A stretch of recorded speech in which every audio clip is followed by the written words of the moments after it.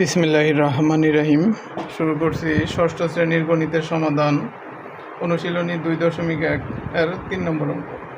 নিচের সমতুল অনুপাতগুলোর খালিঘর পূরণ করো। ক নম্বর 2:3 সমান 8 অনুপাত খালিঘর।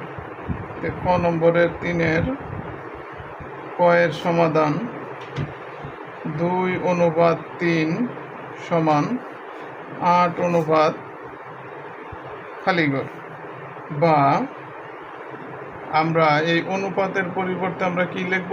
ভাগ চিহ্ন দিব। ভাগ 3, 2/3 সমান 8। এই ভাগ এই খালিঘর, আমরা খালিঘরের মান বের করব। বা এখন আমরা কি করব? এখন আমরা আর গুণন করব, আড়াআড়ি গুণ করব। কি গুণ করব? আর গুণন করব। তাহলে দেখো, আর গুণন করো 2, আড়াআড়িভাবে গুণ করো। 2 গুণন খালিঘর সমান 3 গুণন এই 8। বা আমরা কিসের মান বের করব? খালিঘরের মান বের করব। বা খালিঘরের সাথে 2 কি আকারে আছে? গুণ আকারে আছে। যদি আমরা পক্ষান্তর করি তাহলে কি হয়ে যাবে? সমানের ডান পাশে গেলে ভাগ হয়ে যাবে। এই ভাগ এই 2। বা খালিঘর ইজিক্যাল টু 2 দ্বারা 8কে ভাগ করা যায় 4 দুগুণে 8। এখন 3 আর 4 গুণ করো, 3 4 12। সুতরাং তাহলে খালিঘর সমান আমরা কি পেয়েছি? 12 পেয়েছি। সুতরাং 2:3 সমান 8 অনুপাত খালিঘরের মান পেয়েছি আমরা 12। তাহলে উত্তর এই খালিঘর এই 12। ঠিক আছে। এখন খ নাম্বার দেখো। খ নম্বর একই নিয়ম, 5:6 ইজিক্যাল টু সমান খালিঘর অনুপাত এই 36। বা অনুপাতের পরিবর্তে আমরা ভাগ 5/6 সমান এই খালিঘর, এই অনুপাতের পরিবর্তে ভাগ এই 36। বা 6 গুণন খালিঘর, 6 আড়াআড়িভাবে গুণ করো। 6 গুণন খালিঘর সমান 5 গুণন 36। 5 গুণন 36 আমরা কি করলাম? আড়াআড়িভাবে গুণ করলাম। বা খালিঘর সমান, খালিঘরের সাথে 6 গুণ আকারে আছে। যদি আমরা পক্ষান্তর করি তাহলে কি হয়ে যাবে? ভাগ হয়ে যাবে। এই ভাগ 6। 6 দ্বারা 6কে ভাগ করলে কত হয়? 6 6 36। সুতরাং খালিঘর সমান 5 গুণন 6, 5 6 30। সুতরাং 5:6 সমান খালিঘর অনুপাত এই 36। খালিঘরের পরিবর্তে আমরা কত পেয়েছি? 30। তাহলে উত্তর খালিঘর এই 30। ঠিক আছে। তারপর দেখো ঘ নাম্বার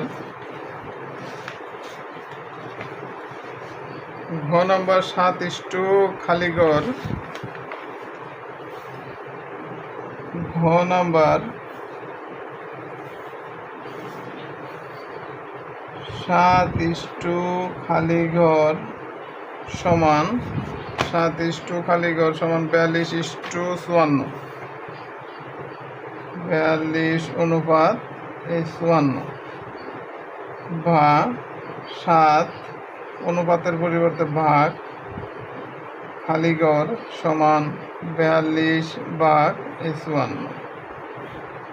বা আড়াআড়িভাবে গুণ করো। খালিঘর গুণন 42 সমান 7 গুণন 54। 7 গুণন এই 54।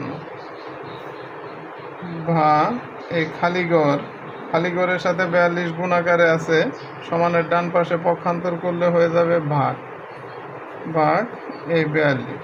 7 দ্বারা 42কে ভাগ করো, 6 7 42। 6 দ্বারা 54কে ভাগ করো, 6 9 54। সুতরাং খালিঘর ইজিক্যাল টু কত বের হয়েছে? 9। তাহলে সুতরাং 7 অনুপাত খালিঘর ইজিক্যাল টু 42 অনুপাত এই 54। খালিঘরের মান কত বের হয়েছে? 9। তাহলে উত্তর এই খালিঘর 9। তারপরে দেখো ঘ নম্বর অঙ্ক। ঘ নম্বর অঙ্ক কি আছে? খালিঘর ইস্টু 9, খালিঘর ইস্টু 9, খালিঘর অনুপাত 9 সমান 63 অনুপাত 81।